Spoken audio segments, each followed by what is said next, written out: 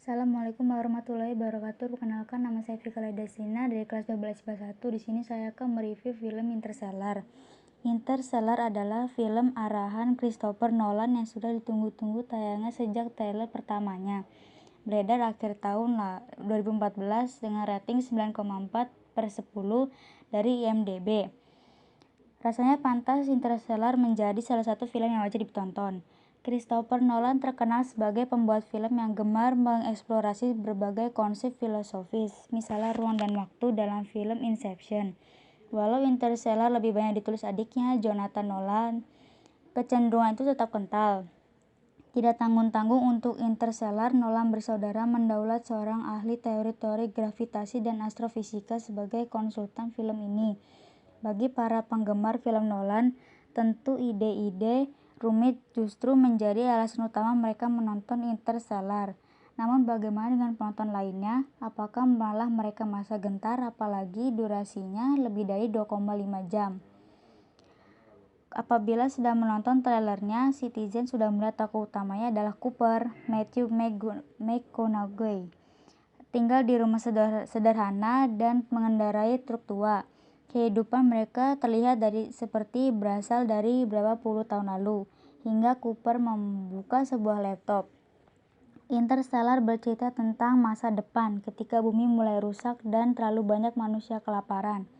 Masa muda Donald, ayah Cooper, adalah ketika gadget baru ditemukan hampir setiap hari dan orang berlomba-lomba mendapatkannya. Mirip dengan antusiasme kita terhadap iPhone dan smartphone.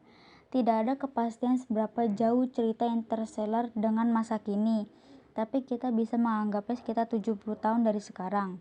Cooper sulit menerima bahwa manusia pada zamannya adalah generasi penjaga alih-alih penjelajah.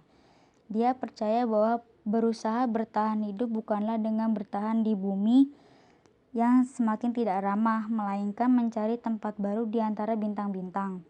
Sebuah kejadian ganjil menuntun Cooper kepada profesi lamanya, pilot NASA. Orang-orang mengira Cooper ditakdirkan untuk menjalani misi pencarian planet tempat tinggal baru. Hanya anak perempuannya Murphy yang tidak setuju.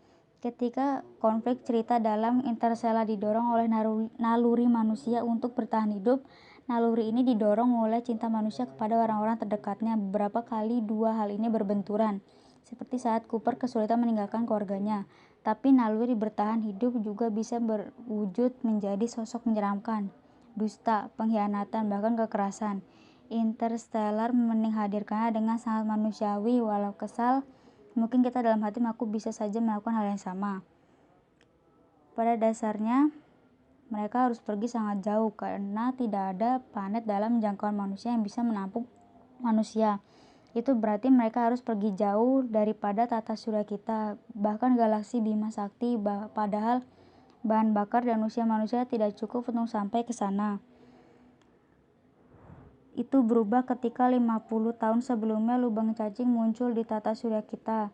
Lubang cacing adalah jalan pintas ke tempat jauh antara kasus ini penghubung antar galaksi. Perkara waktu menjadi krusial begitu Cooper tiba di galaksi lain. Waktu menjadi relatif, maksudnya memiliki kecepatan berbeda di ruang yang mempunyai kecenderungan tertentu.